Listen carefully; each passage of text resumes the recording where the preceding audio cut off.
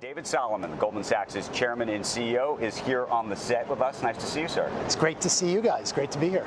So we've been talking all day of just about how many CEOs have sort of converged on these Olympic Games. It's not just a sport. It's now like a meeting ground.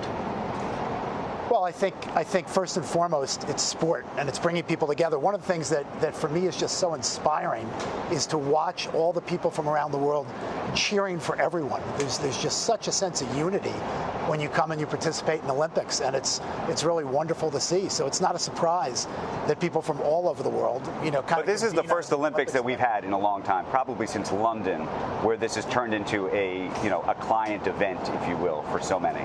Well, we obviously had the pandemic, and the pandemic changed the dynamic. But I feel very lucky. I've been to a number of Olympics over my life. The first one, I was 14 years old. I went to Montreal at 14 years old in a school bus and stayed, in beds in a school. And I just remember it being such a seminal experience. People from all over the world coming together. To me, the Olympics is just, it shares the optimism we should all have about the way our society can come together at a time where generally we're all talking about things that pull us apart. Well, so I'm thrilled to be a part of it. We're going to get into some of the issues that will probably pull us apart in just a second. But you went to a lunch last week with President Macron. Elon Musk was there, I believe. Brian Chesky was there from Airbnb, Shochu from TikTok. What happened at this meeting? Well, the lunch was a general convening of a broad group of business leaders that were here, including, some French business leaders that are very, very involved in the promotion of the Olympics, and a very diverse group of CEOs, from around the globe that were in town. It was an off-the-record conversation about what's going on in the world. But I must say, and I come to Paris regularly. We've got a big business here. We have over 400 people in our office here across all aspects of our business. So I'm here pretty regularly, and I would just say, this president has a tendency to convene business leaders and try to really engage in a very, very open way. And this was not the first of those sessions, but he really brings people together and he asks people, their opinion on a variety of issues. And he kind of encourages that dialogue. And so I'm not an expert on French politics.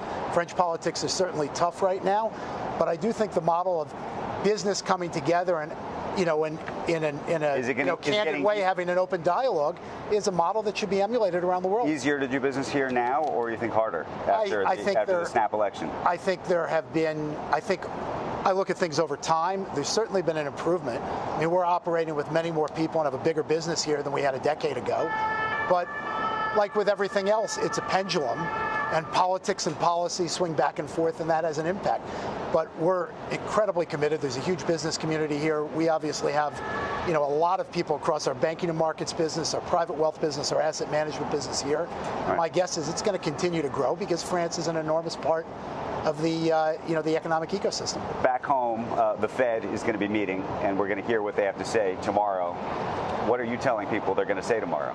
Since I imagine everybody asks you that question here. I tend not to try to guess at what the Fed will say tomorrow, but direction of travel, I think you guys know, because I've said it on air with you, that I've been more cautious about interest rate cuts all year than the general consensus. When I now look at the data and the way things are setting up, I think the perspective of one or two cuts in the fall seems more likely.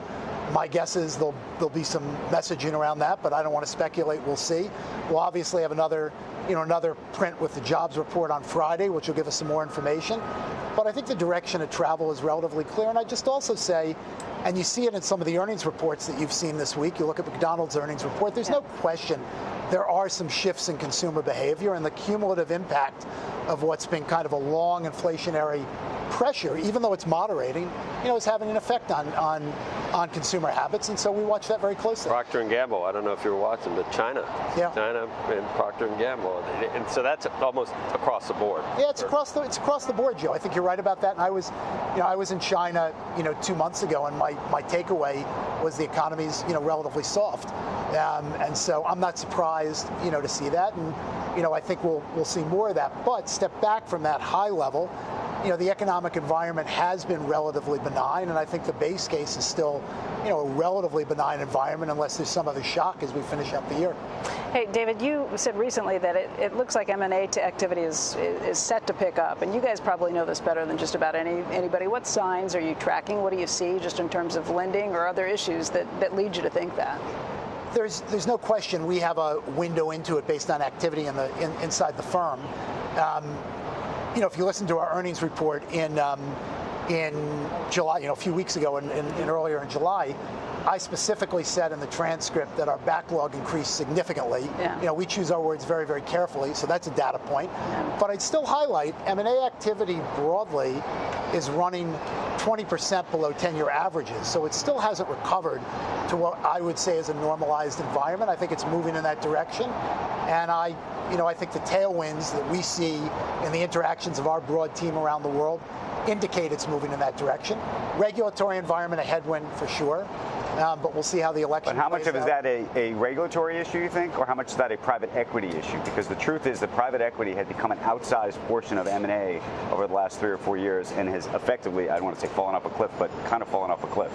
So private equity has become very significant. It was operating about 35% of M&A activity, and it's not recovered, but it's starting to turn on. That's one of the data points we have in looking at what's going on inside Goldman Sachs. But I just highlight, if you think about what happened, we had a significant move in valuations. Private equity's incentive system incents their decision-making process to take the optionality of waiting as opposed to accelerate their decisions. Some pressure from LPs to accelerate those decisions, but that will recover. That's not permanent, Andrew. Private equity makes money by selling things and buying things, not by sitting and waiting.